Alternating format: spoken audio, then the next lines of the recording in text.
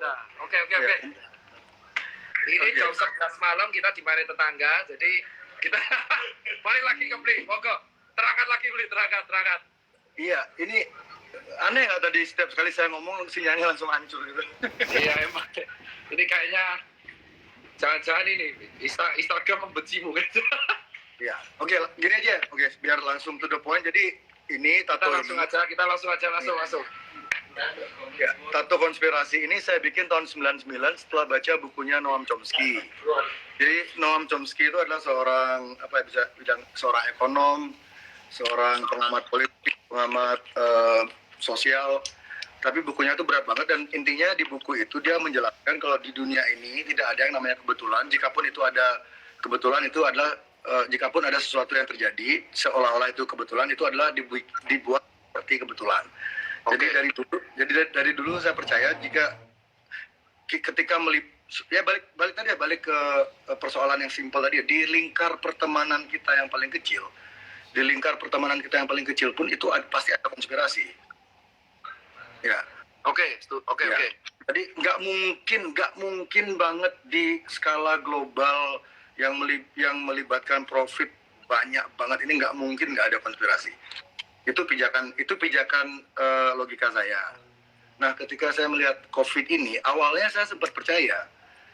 Jadi awalnya saya sempat percaya berapa hari gitu jika ini virus ini memang dari Cina, dari binatang segala macam.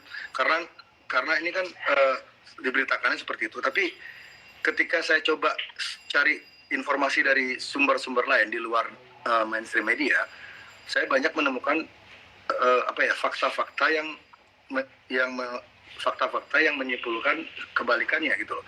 Jika virus ini adalah man-made atau dibuat oleh manusia, jika COVID ini adalah sebuah skema dan mungkin ada hubungannya juga dengan kasus Pizzagate, itu jejaring pedofilia Gedung Putih yang sudah membunuh banyak orang yang mencoba membongkarnya.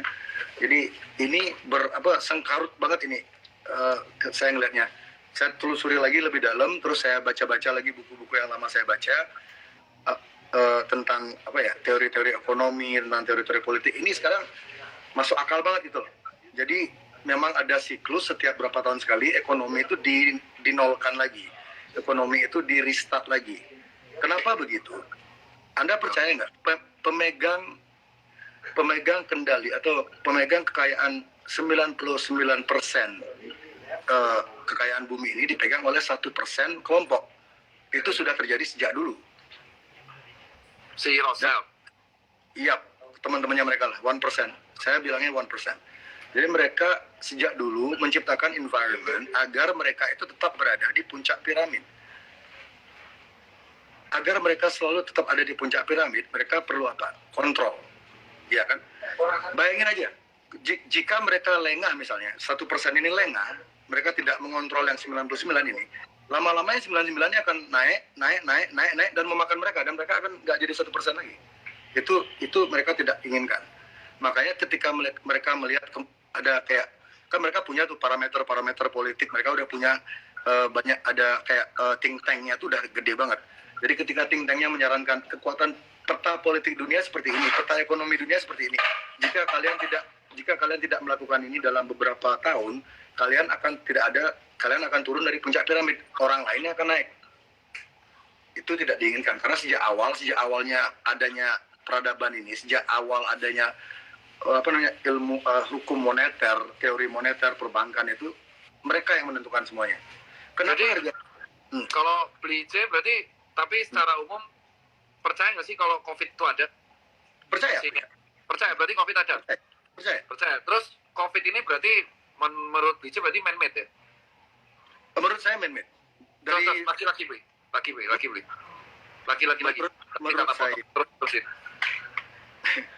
Menurut saya COVID ini man-made. Ya. Terus? Dan balik tadi kemana tadi? Kita sampai di mana tadi? Sampai itu puncak piramid, terus COVID man-made ada. It's all about control. Dan kawan-kawan tolong yang menonton ini tolong jangan rasis. Ini bukan masalah perang antar negara. Ini bukan masalah perang antar ras.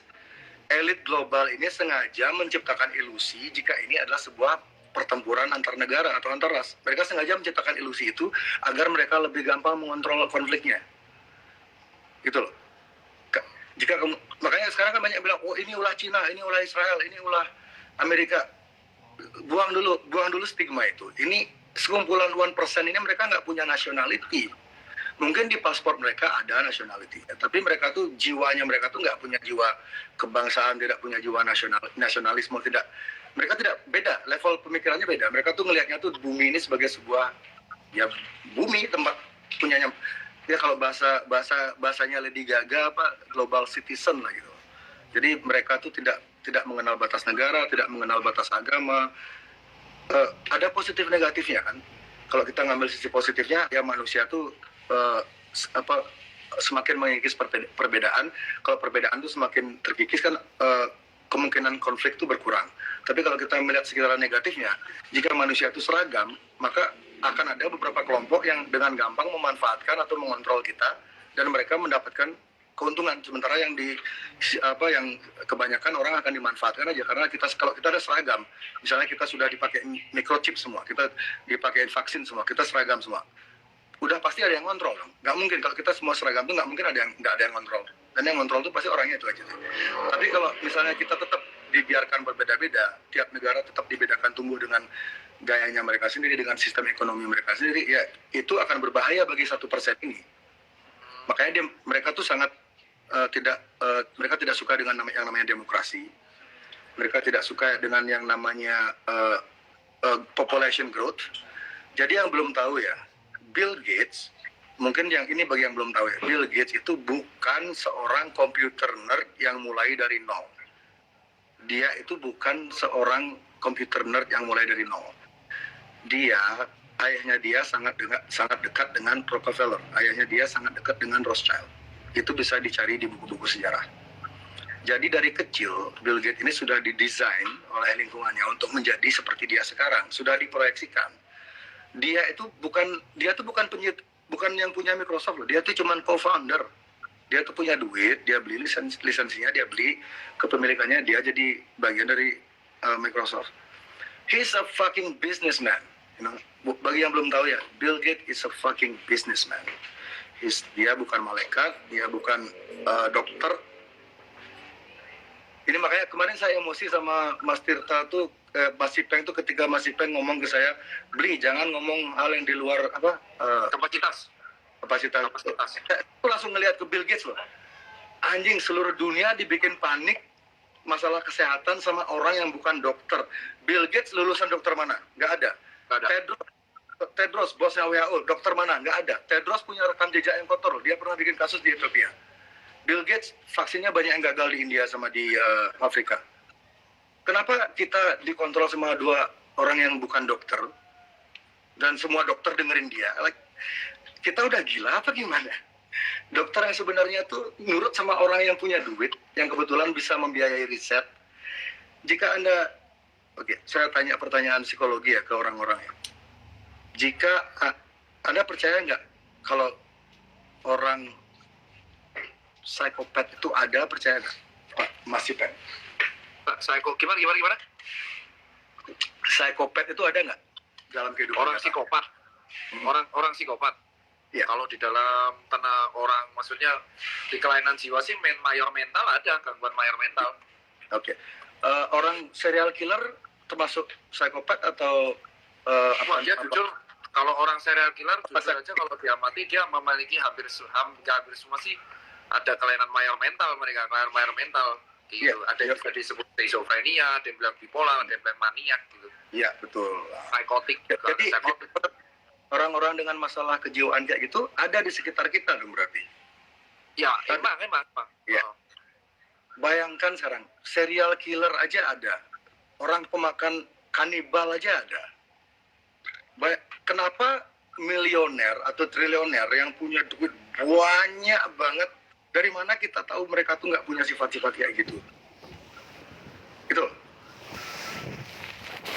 Apa jaminannya orang-orang itu memang benar-benar lurus sementara rekam jejaknya sudah banyak menunjukkan keganjilan?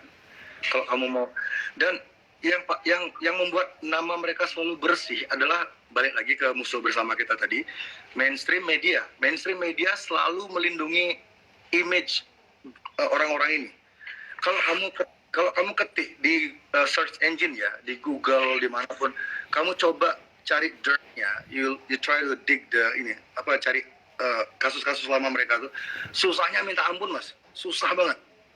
Karena sudah ditutup oleh ribuan berita bagus tentang mereka. Contoh. Hidro, ini kita balik ke konteks ini ya, konteks ke kasus COVID ini ya. Hidrokloroquine, itu contoh. Ketika beberapa dokter, ini awal April, beberapa dokter di Eropa, Amerika, India menemukan mereka berhasil menyembuhkan pasien COVID dengan hidrokloroquine dicampur dengan zinc. Zinc itu apa mas? Vitamin C ya? Zinc itu jenis vitamin multivitamin sih, bukan ya suplemen lah. Zinc, Zn itu kayak ion sih, Zn. Ya, jadi bukan cuma satu dokter, banyak dokter yang berhasil menyembuhkan pasien dengan itu. Harga hidrokloroquine itu 60 sen. 10 sen. Harga hidrokloroquine itu per butirnya 10 sen, itu 1.600 rupiah. Yang megang paten obat itu bukan dari lingkaran 1%, bukan dari teman-temannya Gates, bukan dari Rockefeller, bukan dari Rothschild, bukan dari Soros, orang lain. Ini menurut saya hidrokloroquine ini di luar perkiraan mereka. Mereka mikirnya tuh nggak akan ada yang bisa nemuin, ternyata ini ada.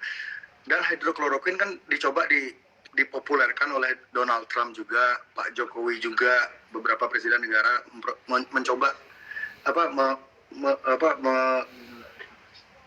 memberi solusi ke masyarakat. Coba ini obatnya, ini ada yang sembuh, monggo dicoba. Apa yang terjadi?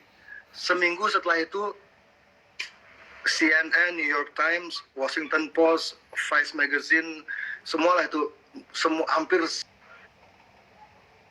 berpengaruh ya, yang diikuti sama orang-orang pintar, yang dipercaya sama orang-orang yang kelas menengah ke atas, orang-orang di perusahaannya, orang-orang yang punya banyak anak buah, mereka yang ikuti media-media itu, diserang. Jadi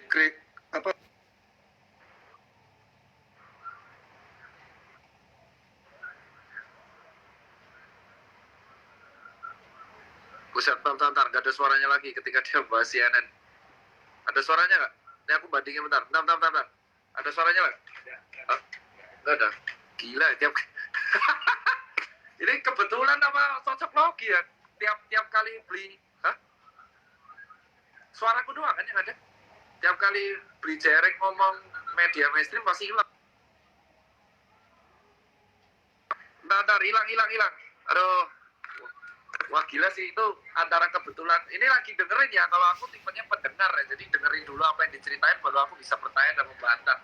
Tapi tiap kali beli jerek itu ngomong soal mainstream media tadi, saksi ya, semua yang lihat ya. Pas ngomong itu ya media-media tadi langsung hilang coy. Hilang suaranya. Gila, coba. Sumpah cok. Gokil. Tapi umpung lagi ini di live, aku